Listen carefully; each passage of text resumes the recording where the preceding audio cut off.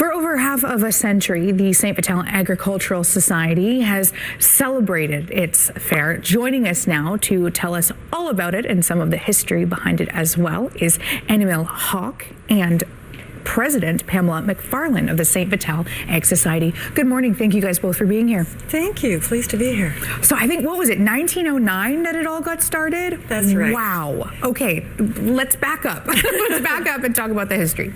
The original fair happened in 1909 on Métis homeland, close to the Seine River. So the place that we now know as the Superstore on St. Anne's and Fermor was where they put up a big circus tent. We had horse displays, cattle auctions, we had sheaves of wheat, and of course home crafts that all of the ladies did. Let's go forward a little bit. Yeah. They decided they needed a permanent home. They built a barn. So if you've been at that corner, you've seen a great big curling rink. Well, that's our original barn, and they sold it in 1951. Then they moved up St. Anne's, and they built on land at St. Anne and Meadowood, which is now the St. Vital Minor Hockey Association. It's an arena with the Nancy Allen Skate Park in front. So today, and we continue the tradition of home crafts at our fair, and vendors who make their own products, a wonderful meal Friday night, Saturday catered by Winnipeg South Lions Club, and a whole lot of people come to our fair. Wow. And different aspects of it as well, whether we're focusing on our Métis history, the agricultural history, or even newcomers as well. Enamul, please tell us about your contribution this year. Sure. As a newcomer, I was happy to involve within the society, contributing my time, volunteering my time, as well as you know, the cultural diversity is our theme of this year's fair. So I was requesting Pam if we could have like halal chicken menu. So this is a huge thing for me to get approval from the committee, and I'm happy to contribute in the garden as a membership chair also. I had to reach out to people if they're interested and if they have more questions for me to contribute to the garden.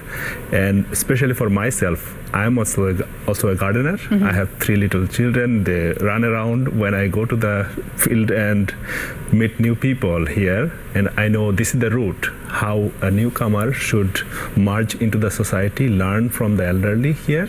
And that's how we bring up the society, cheer up the society. And there must have been so much interest surrounding this. Yes, so many people have food scarcity. For example, if you go buy groceries, you can buy packed food, but that's not as tasty or as nutritious value when you grow it from your garden. If you buy it from the market, it gives you some dates and labels, but from your garden, you can just freshly pick and eat them. So it gives you different joy. Yeah. And diverse too. Like, what can people expect when it comes to the vendors?